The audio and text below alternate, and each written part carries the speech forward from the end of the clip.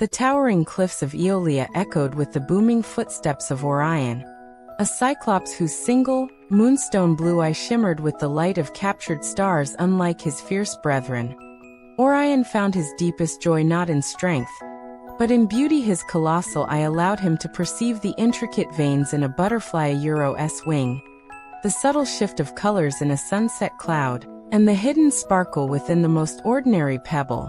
He spent his days wandering the high meadows, humming deep, rumbling tunes as he admired the delicate wildflowers that trembled beneath his feet. To Orion, the world was an endless, breathtaking tapestry woven with light and detail, a precious gift he cherished above all else. His heart, as vast as his frame, swelled with simple gratitude for the vision he possessed. One fateful evening, as a savage storm ripped across the island, Orion sought refuge in his sea cave. Home waves, like furious giants, crashed against the rocks, sending plumes of salt spray high into the air. Lightning fractured the sky, illuminating the churning chaos as Orion leaned out, momentarily mesmerized by the raw power and terrifying beauty of the tempest. A freak wave, taller and angrier than the rest, surged into the cave mouth. It struck him with the force of a mountain, a wall of freezing water and debris. Orion roared, stumbling backwards, his massive hands instinctively flying to his face when the water receded, leaving him soaked and trembling against the cave wall. A cold, hollow darkness had replaced the familiar, vibrant world. His precious eye, his window to wonder, was gone, torn away by the merciless sea. A profound silence, deeper than the Cavia's shadows, settled over him, broken only by the ragged sound of his own despairing breath. The days that followed were an abyss of gray nothingness. Orion groped blindly through the familiar landscapes that had once brought him such joy. The vibrant meadow was now just a scent of damp earth and crushed grass. Underfoot, the cheerful bird song a distant, meaningless chatter. He stumbled over rocks, barked his shins on unseen logs, and felt a crushing loneliness descend without his eye.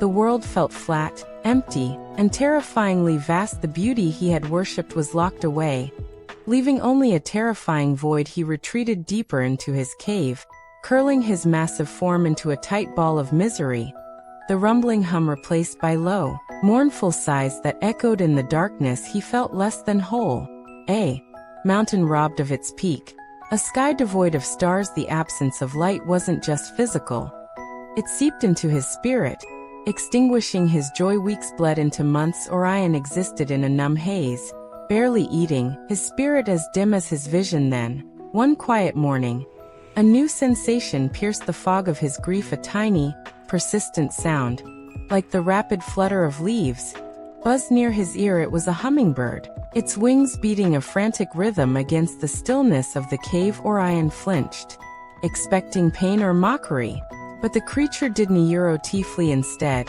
it hovered, a mere vibration in the air, then darted closer, its delicate beak brushing lightly against his massive, calloused fingertip. It was a touch so slight, yet startlingly vivid. In his new world of darkness, a spark of curiosity, faint but undeniable, flickered within him. He held his breath, utterly still, listening to the impossibly fast whirring just inches from his face. Day after day, the hummingbird returned. Orion learned to anticipate its arrival.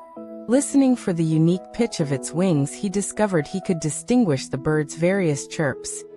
A high trill when it darted, a softer buzz when it hovered near his hand. He cautiously offered a finger dipped in the nectar of giant cave blossoms he found by touch and smell. The bird's minuscule feet, landing like whispers, became a map he learned to read. He felt the rush of air displaced by its flight, learned the different textures of its feathers. When it briefly rested, this tiny creature, unseen but deeply felt, became his anchor, a living pulse of life in the consuming darkness. Orion began to tentatively explore the cave again, guided by the bird's presence, his hands tracing the cool, wet stone, discovering ridges and hollows he'd never noticed before. Guided by the hummingbird's familiar buzz, Orion ventured further. He learned the song of the wind through different rock formations. A low moan through one tunnel, a sharp whistle. Through another he discerned the mineral tang of different streams by taste, the heady perfume of night-blooming mosses by smell his hands, once clumsy in the dark, became sensitive explorers, reading the intricate patterns of shells on the shore. The smooth curve of driftwood sculpted by the sea. He sat for hours on the beach, feeling the infinite variations of sand grains shift beneath him, listening to the complex symphony of the waves, the crash, the hiss, the deep pull of the undertow. He discovered beauty wasn't solely imprisoned in light.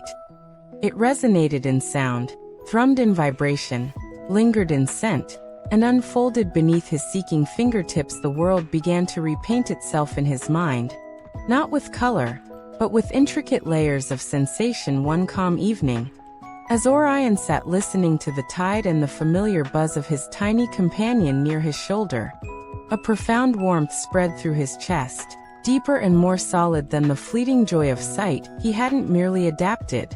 He had discovered a new way to be. The hummingbird, a creature he would have merely admired visually before, was now a cherished companion whose entire being he knew through sound, touch, and shared stillness. The loss of his eye was a scar, a deep valley carved through his life. But the world hadn't ended, it had transformed. He lifted his face towards the unseen stars, a slow, genuine smile spreading across his features. He was still Orion, the Cyclops who loved beauty. He just listened for the hummingbird Euro's wings now, felt the wind's caress, tasted the salt on the air, and knew, with a quiet, resonant certainty deep within his giant heart, that wonder hadn't vanished. It had simply changed its tune, and he had learned, profoundly and forever, how to truly hear it, feel it, and hold it close in the boundless landscape of the dark. The absence of light became the canvas for a different, equally breathtaking masterpiece.